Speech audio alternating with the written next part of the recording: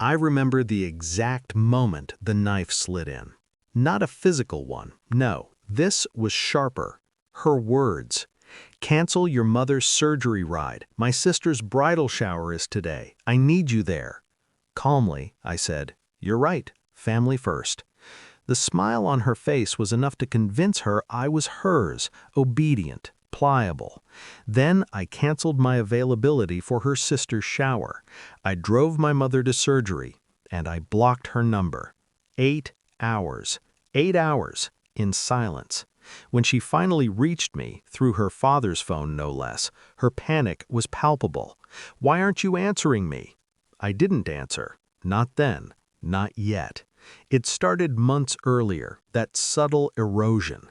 I met her in a cafe, a whirlwind of laughter and eyes that promised warmth. I believed in warmth. I believed in her. I thought we were building something unbreakable. My world was a neat puzzle, and she was the missing piece. Then the first hint of cracks appeared. Small, almost imperceptible. A canceled plan here, a flinch at a phone notification there. I told myself it was nothing. I told myself love forgives.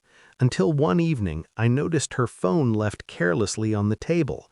A message blinked across the screen, a name I didn't recognize, a tone I recognized all too well. Deceit. The pit in my stomach didn't twist, it crystallized. I felt cold. Shock? Sure, but shock mixed with clarity. I didn't confront her. I didn't lash out. That would have been weakness. I observed. I cataloged. Each lie, each manipulation, each selfish demand, a chessboard laid bare before me. I didn't act immediately. I waited. When the text came about the bridal shower, I had my opening. She was so confident in her control she didn't notice the trap I was already setting. I could have shouted, I could have pleaded, but instead I smiled calmly to myself. Family first, I repeated in my head like a mantra. I executed each move like a surgeon. I rescheduled my mother's surgery ride. I confirmed the appointment. I made her feel secure in the knowledge that I would bend. And then I cut her off, blocked, silent.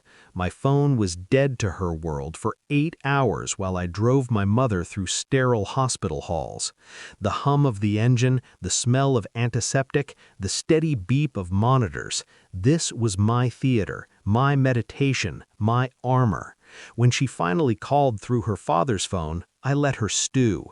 She couldn't reach me. The anxiety in her voice, frantic, questioning, was a mirror of the fear I'd felt when betrayal first whispered in my ear.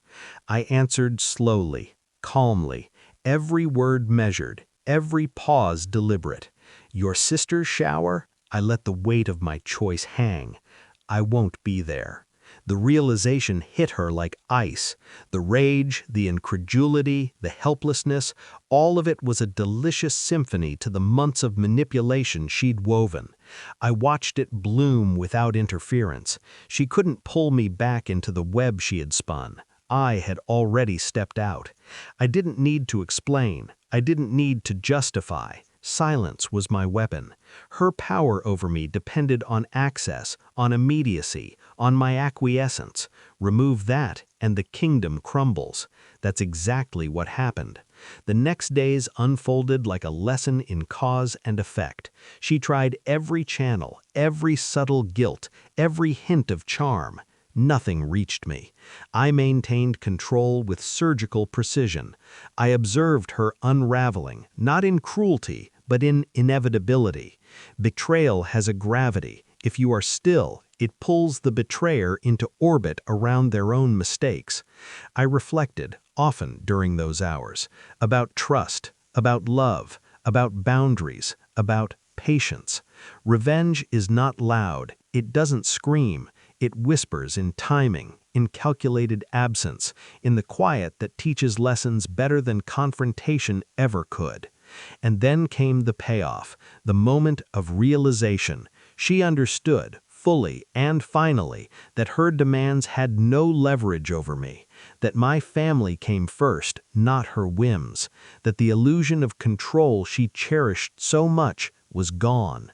Her eyes, the ones that once held my world, narrowed in comprehension. I saw disappointment, frustration, and the first genuine twinge of respect. I didn't gloat. I didn't need to. The satisfaction was in the precision, in the mastery of restraint. She had cornered herself. I had merely guided her into the reflection she needed. She learned what betrayal costs. I had already paid my price, emotionally, mentally, and now I was free. Driving my mother home, the winter sunlight slicing through the windshield, I felt an unusual lightness. Not victory exactly, but clarity. The game had ended. I had executed it perfectly. She had fallen into the trap she never saw coming. And for the first time in months, my trust in myself felt whole again. I deleted her number after 8 hours. I didn't check for messages. I didn't need excuses. My mother's surgery was successful. My presence mattered where it should. And she learned, slowly, painfully, that family first wasn't a choice to negotiate.